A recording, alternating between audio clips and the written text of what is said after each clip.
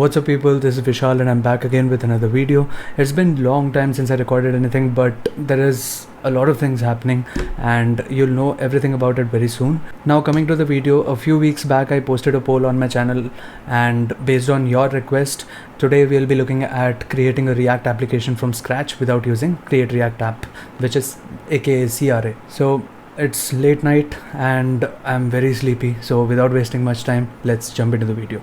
So first things first, why would you want to create a React application without using CRA? So one of the biggest reasons that I feel is CRA brings a lot of configurations that are first of all hidden from the user. You will have to eject those configurations, and once you eject those configurations, the configuration files are so huge and cumbersome that understanding each and every configuration, what it does and why is it written, is a little hard. So when you're writing the application from scratch, you will be taking control over the application and you will know why you are writing the configurations and what that particular configuration does.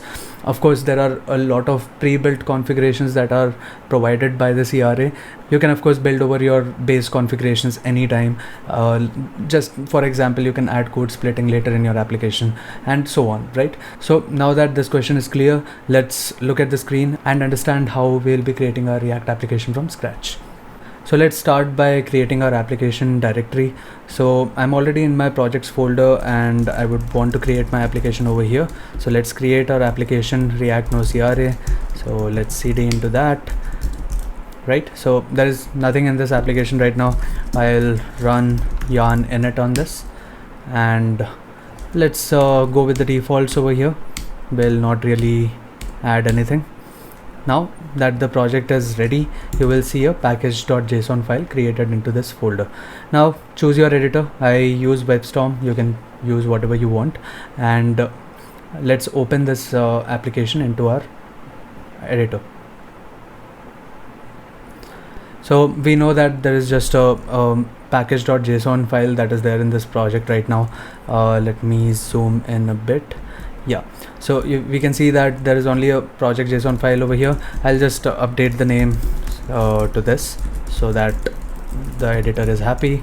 Okay, so we have a package.json. There is nothing really there in this application. So let's just first start by installing a few packages. So we'll head back to our terminal, and since we are going to use yarn, so the first and foremost things that are required for a React application is the React itself, right? So we are going to add let me zoom this a bit. Yeah, so we'll add React and React DOM.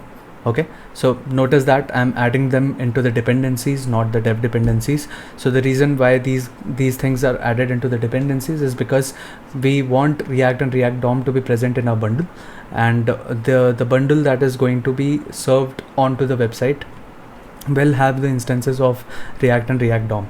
Hence we want to keep them in the dependencies rather than dev dependencies. So the dev dependencies will only hold the packages which will help me build the bundle, not something which is there in the bundle, right? So just keep that in mind. So we want React and React DOM to be added to the dependencies. So let's quickly do that. So once they are added, so React and React DOM are here. Now let's add a few more packages to our dev dependencies. So what all do we need in our dev dependencies? So the first thing, so for transpiling our React application, we need Babel. So let's add that. Babel preset and Babel core. Okay, what else do we need? We need a bundler, which is going to be Webpack. Now for using Webpack, we need Webpack CLI2, and we would also want a Webpack dev server, right? So all these packages are something which are required for me to bundle my application. So to bundle my application, that's why they are in the dev dependencies. Okay, so let's press enter, and all my packages are installed now. So once all the packages are installed, my package.json is updated. Now the second thing that we want to do now is, in my application directory, I would want to create a file called webpack.config.js. okay, there are a few more configuration files that we need. Those would be babel.config.json. Okay, this is for Babel configurations, this is for Webpack configurations. I would also want to install a very good package to maintain the styling, so that is Prettier.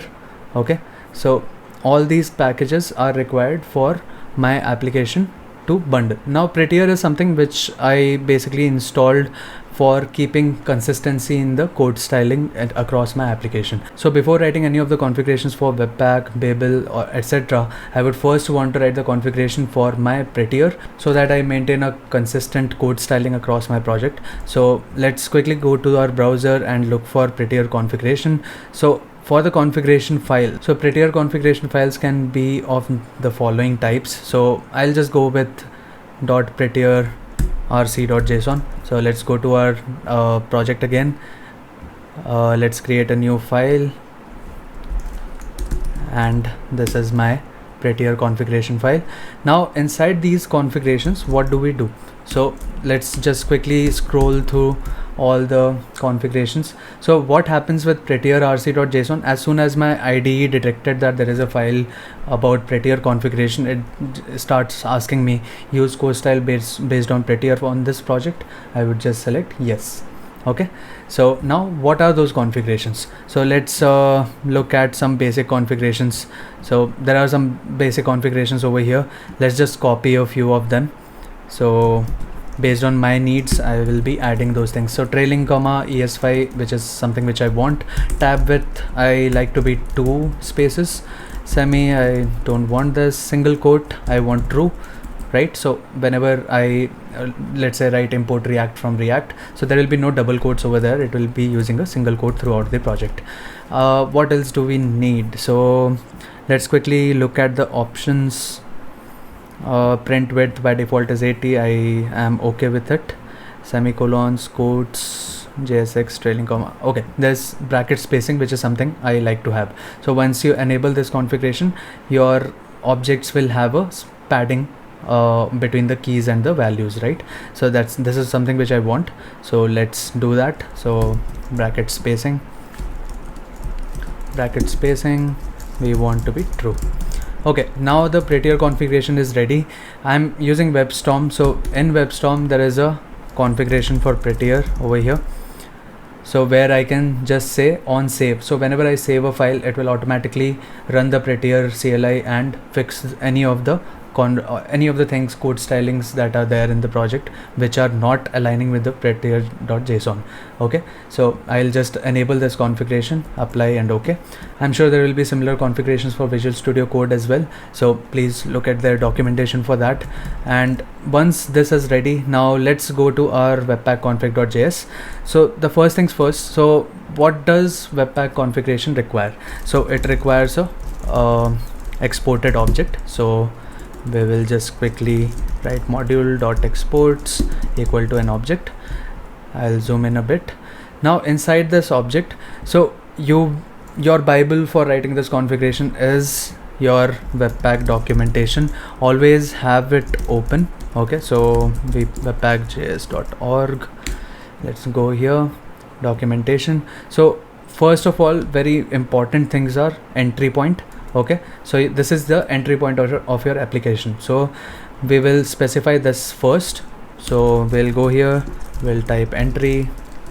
For me, my entry point would be inside src directory app.jsx. Okay, so this is my entry point. Now of course these folders are not yet ready, but I'll create them soon. So this is my entry point. Apart from that, we need output. Okay, so I want the output file name to be let's say some name. Okay, so this is a placeholder which will be automatically updated by Webpack. I'll add bundle to the name and JS. Okay, now I want the path. Okay, so path is something where at what path this bundle will be created. So for writing this path, I'm going to add const path equal to require path. Okay, now we will write path.resolve __ dir name. So dir name is nothing but gives the current absolute path of the directory, and from there I want this to be src, not inside src, we want the file to be inside a dist folder. Okay, so the entry point is ready, the output is ready. What else do we want? We want dev server, of course. So for doing my development, we want a dev server. So I'll just add port 9000. So my application will be running on port 9000. We want hot reloading to be enabled. Okay, so let's just go with these two configurations for now. Now the important part is, now these files are app.jsx files. So these are React files which by default do not work on the browser, right? So we need to transpile these things. So Webpack has a configuration where you can specify all these rules. So inside module we'll be creating rules. Okay, now inside these rules, the first rule would be test. So test is something which will be taking a regex. So let's quickly write a regex over here. So for all the JSX files, okay, which ends with JSX, for all the files we'll be using a loader, which is Babel loader. Okay, so if you remember, we already installed Babel loader. I think I didn't install the Babel loader, so let's just quickly do that. Yarn add -d Babel loader. Since we are already doing this, do we need any other loader? For now, let's just go ahead with Babel loader. Okay, so my Babel loader is ready. So we are basically referencing that particular loader that we installed just now for all the JSX files.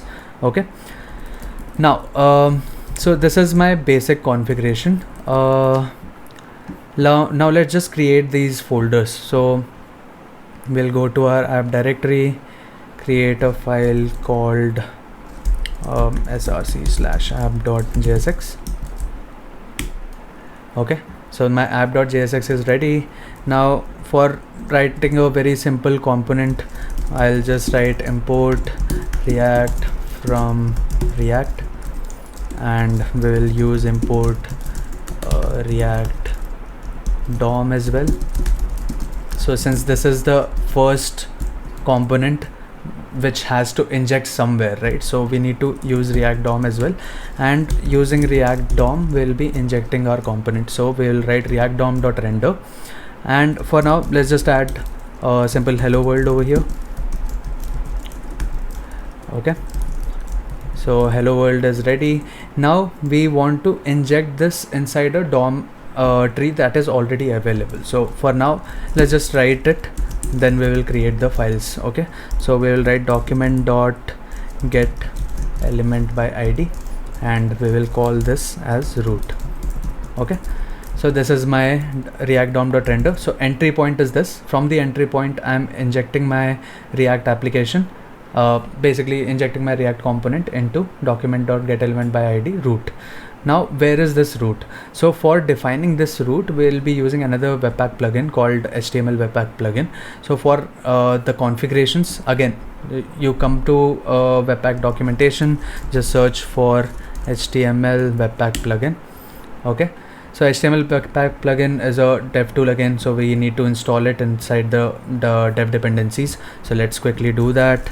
Yarn add -d HTML Webpack plugin. Okay, now once the plugin is installed, we will head back to our application. We will go back to our webpack config.js, and we will import this particular package. We will write HTML Webpack plugin equal to require, and we will write HTML Webpack plugin over here.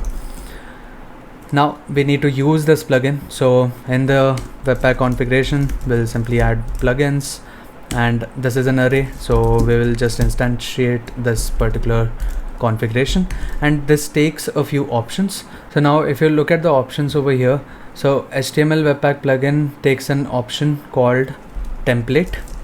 Okay, so we will use this, and my template will be placed inside public folder, public/index.html. okay, So this is where my template will be. So let's create that directory as well. Let's go here, create a directory called public. Okay, inside this I want my index.html. So index.html, let's fill this HTML file with some basic template. So we'll write HTML5. So this is my basic template. We'll just give it a name, code with Vishal. Okay, so this is my template which will be used, and now the root element that where we are injecting our React application has to be provided by this particular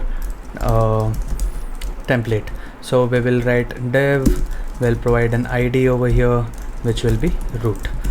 Okay, so the basic things are ready. So my JSX files will be handled by Babel loader.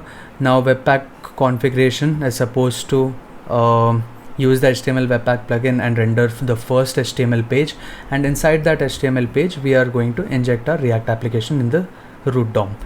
Now looks like everything is in place. So there is something still missing in our package.json, which is how do we want to run our application. So very simple. So we'll create a few scripts over here. The first script would be build. Okay, so inside my build script I just want to run the webpack command. Okay, so there is only one webpack configuration file in my project right now, so webpack by default will read that particular configuration file. But if your configuration file is not in the root directory and is present in some other location, or if you have multiple webpack configuration files, you can simply provide a flag over here, config, and specify the name and path of the file. So for my case I don't really need to do that, so we'll just write webpack for building it. And to serve my application, so I'll add a serve script which will be webpack.serve. okay, so that's all. So I don't really need to do anything. So the dev server configurations are already there inside my webpack config.js, so I don't really need to provide any CLI parameters for setting all these things up. So yeah, so basic things are ready. So let's just try to execute our application and see if it is running or not. So let's go to our app and run yarn start.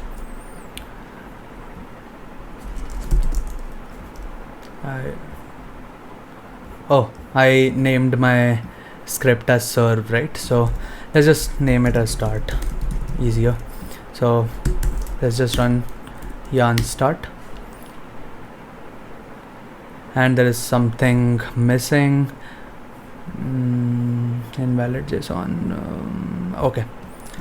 Okay, yeah, so we missed something. So all these things are ready, but we of course forgot to configure our babel config.json. So let's quickly do that as well. So babel config.json, we just need to define our presets. And what will be the preset? The preset will be something which we have already installed, which is preset React. Okay, so this basically tells the Babel to which kind of transpiling it has to follow. So for React we will be setting it as Babel preset React. Okay, so this is what this error is talking about over here. And of course there is a mode that has to be set inside our webpack configuration. So let's just quickly do that, mode, and write development over here. Okay, so everything is ready. Let's try running this again. Oops. And yeah, so our application has built successfully. You can see that there is a file called main.bundle.js has been created, and our application is running at localhost 9000. So let's go to localhost 9000. Let me bring this here. And on localhost 9000 you can see that there is hello world getting printed. So my basic configuration, very minimal configuration React application is now loading, and everything that we have written in our configuration is under my control, right? So I know why I added all these things. So let's extend this a bit and try to create a directory structure. And before doing that, let's just do view page source, and you can see it is everything similar to that. Now what HTML Webpack plugin does is whatever the bundled output that is there, it injects that script as well into the HTML template that I provided it, right? So in the HTML template, now you can see that main bundle.js is there, and then main bundle.js, this is a bundled JS file. Of course, this is currently bundling everything, the React DOM, all of that together. We can solve that problem by using code split, but I'll not cover that in this video. I'll leave that for some other video. So let's just proceed with the basics of creating this application. Now the entry point is ready, app.jsx is there. Now inside my src, I'll create a directory called apps. Okay, so inside my apps, I'll create a directory again called home, and inside my home, I'll create a home.jsx. Okay, so the idea of me creating my application is I have a monolith application over here, and this big application will hold small applications, React applications, which will be stored inside my apps folder. And let's say home page is one of the small React application, and similarly you can create multiple sub applications inside this, like billing and whatnot, right? So inside home, I have created a home.jsx.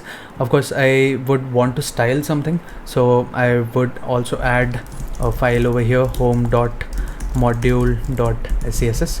So we are going to use CSS modules over here. So people who don't know what CSS modules is, just search for CSS modules on Google and you'll get the idea. But I'll also demonstrate what it does over here, but to get the complete understanding, you can Google it. Now this is my home.jsx, and inside and I also have a home module.scss. So I want to have a very basic CSS over here. So container, I just want to set a font size of, let's say, 210. Okay, I don't want to do anything else over here. And inside my home.jsx, I just want import React from React. Okay, so my React app, so this is required for my React applications because we are going to write JSX in this file, right? So what do we want to do? We want to create a component. So we'll be creating a home component, which is a function which is going to return, I'll just return hello world for now. Okay, all right, so this is there. We want to export this out, export default home. So see how I save and it automatically adjusts the code style. So that happens because of prettier.json. Okay, so yeah, so export default home. So this is ready. And of course, inside my apps folder, I would also want to create another file which is called index.js. So what index.js does is just exports directly. So whatever the applications I create over here, it will just start exporting it out so that I don't have to write the complete path each and every time. Okay, so I just want to export, right? So we will write export default. Let's give it a name, default as home from ./home/home.jsx. Okay, so we are basically exporting our home application from here. Similarly, you will be writing default as billing from billing/billing and so on. So all index.js is just going to basically act as an index. Okay, now my home.jsx is getting exported. Now instead of directly rendering my hello world over here, I would want my home component to be used, right? So I want my home component to be used. Now how do we import this home component? Now the problem over here is, so if I have to import this, I'll have to do it like this. So I'll write home from ./apps, something like this. And this is something which I do not want. I do not like it, so that there is a dot over here. So for solving that as well, we can alias this path, right? So how will you alias this path is going to happen via webpack configuration again. Now we are going to update our webpack configuration, and we will add a rule over here called resolve. I mean, we'll be adding a configuration called resolve, and what resolve is going to have is alias. Okay, so inside my alias, I'll add @apps. Okay, so what this points to is resolve underscore the name, and what is the path? It is inside my src/apps.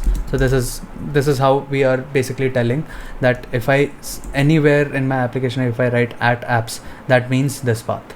Okay, So this is there, and now notice that we are writing index.js over here and everything else is JSX. So we need to also specify the extensions this webpack configuration is going to look at. So we'll write JSX plus JS both. Okay, so we are going to allow webpack to read both these configurations and both the types of files, the JSX and JS as well. And inside my apps now, if I go and write at apps, it works perfectly fine, and the home is now getting referenced correctly, right? Going back, now home is getting referenced correctly, but my application is broken, saying that the can't resolve at apps, which is a known error. We know that we have updated the webpack configurations, so whenever we update the webpack configurations, we will have to run the server again. So we will kill this, we'll run the server again. Let's see what happens. Okay, everything looks good. So we come back to our application and let's open the console and look at the components that are being present over here. So you can see that React DevTool is showing that we are rendering one home component, and the hello world is basically coming from my home component. Okay, so this is my the application directory that I would like to follow in my projects. Okay, now home.module.scss. So we have so far handled the React files, but what about the SCSS files? We of course want to decorate our application, right? So what do we do now? So in my home.module.scss, of course I just have a font size of 2 rem over here. So to use this, I'll just write import styles from home.module.scss. okay, now what happens in our applications when I added the import? So if you see over here, there is an error over here because Webpack doesn't know how to handle the SCSS files. So it was able to handle JSX, it was able to handle JS, but what about SCSS? It doesn't know what to do with it. So we need to tell Webpack how to handle this particular file. So to do that, let's create a new tab over here on my terminal, and let's just go to our application.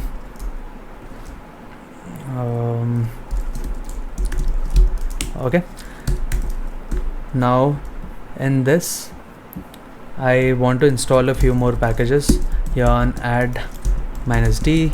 So since we are going to write Sass over here, so we need a Sass loader.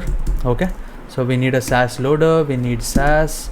What else do we need? We need a CSS loader, and I'll also install another plugin which is mini CSS extract plugin.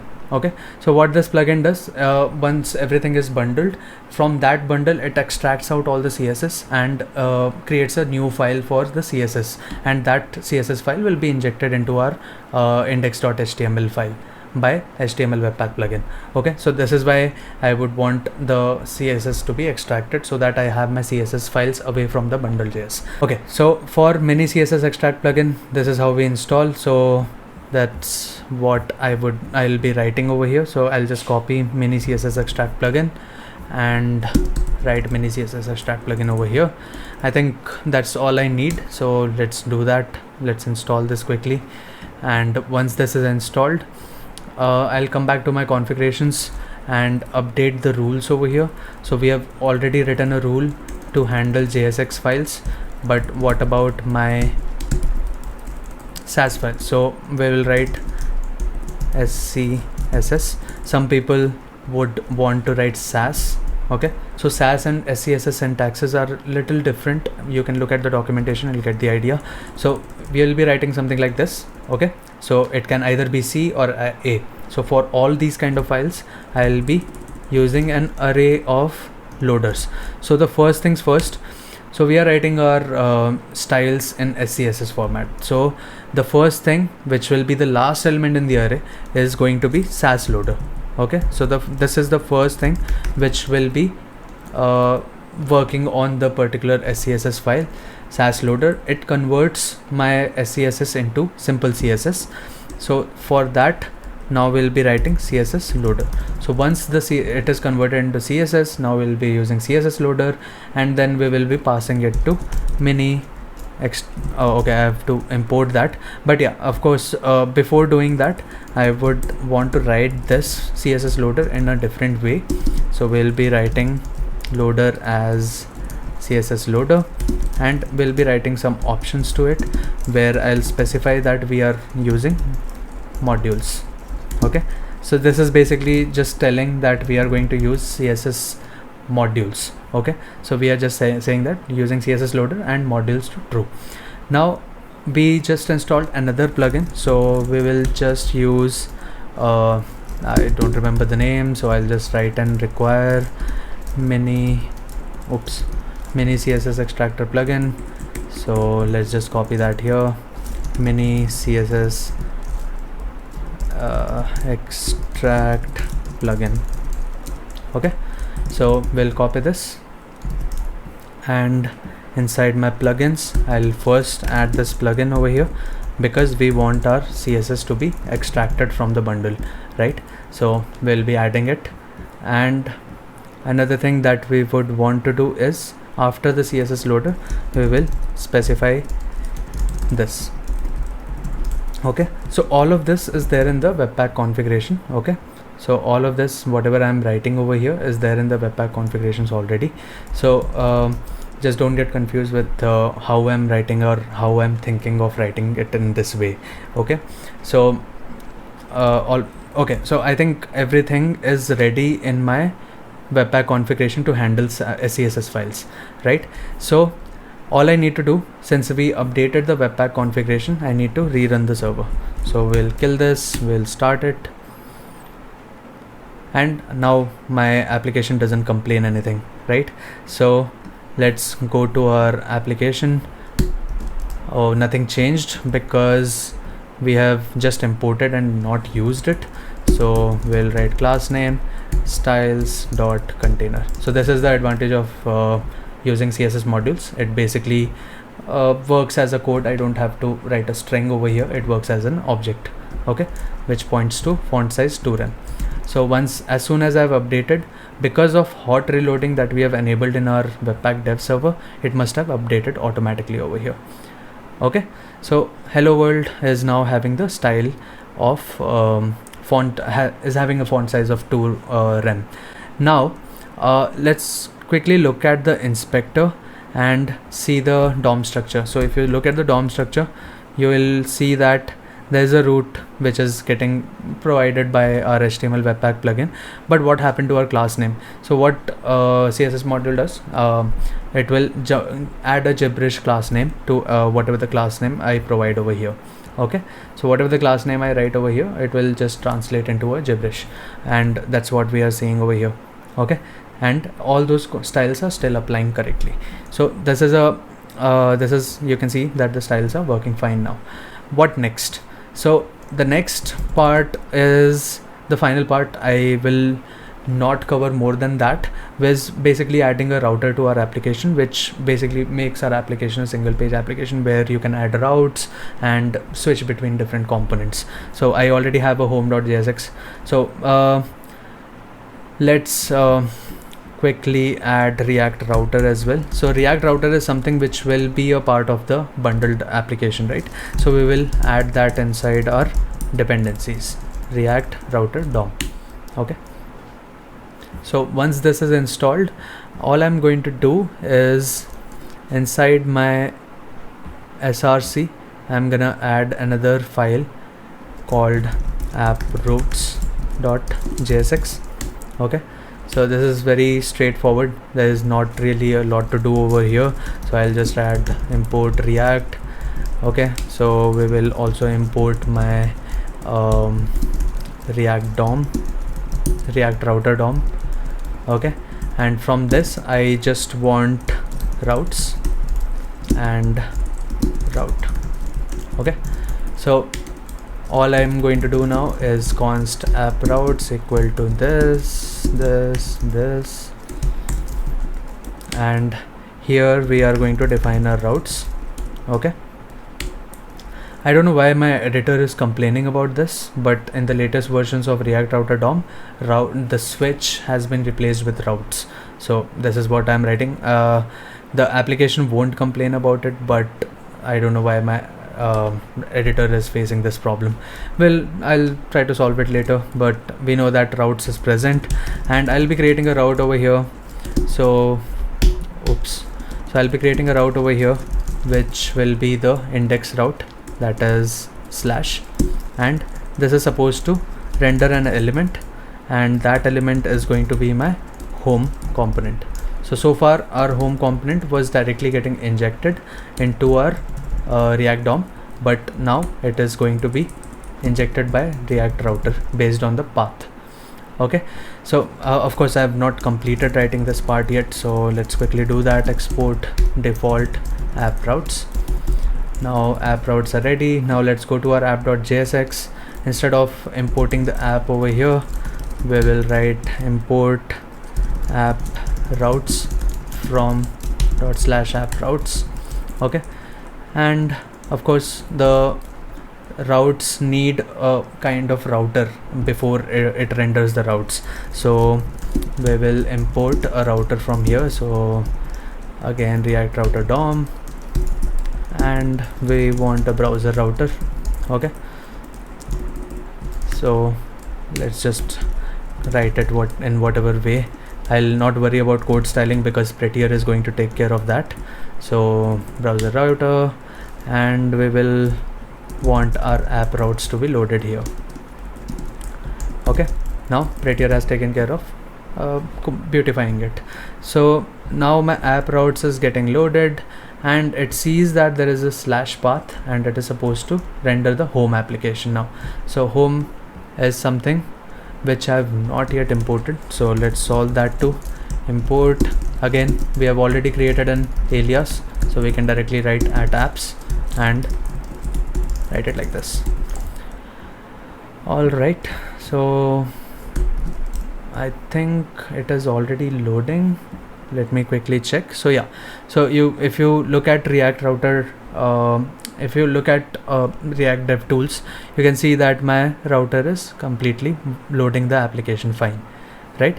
So I'm not going to add more routes. You are free to experiment those things. You can add more routes, add more basics, small applications, sub applications over here, and build your applications in this way. So inside my home sub application, I want a few components to be created. I can create a directory for components, right? I can create a directory for my constants, utilities, and so on, right? So all these things, each sub application will have its own components, constants. Similarly, let's say if I create a billing application, it will have its own components, constants, and so on, right? So this is how I'll be creating a basic React application from scratch. And of course, this is all the configurations that we have written so far over here are something which I have control over. I know why I've written each of these configurations, and later if we want to add more optimization related things, if we want to add a separate configuration for prod mode, all those things all those documentation is available on webpack.js.org, and you can go and check that out. Okay, so that's all for this one, guys. I hope you found this tutorial interesting, and I hope you start writing your React applications from scratch and learn about all these configurations properly. Okay, so that will be very helpful for your learning, and you'll be able to explore a lot of things. So like and share this video. That's how I'll be able to know that I'm able to help you guys, and subscribe to my channel for more such interesting tutorials, and hit the notification bell to get notified about my videos whenever I upload them. So that's all from my side. See you in the next one. Bye.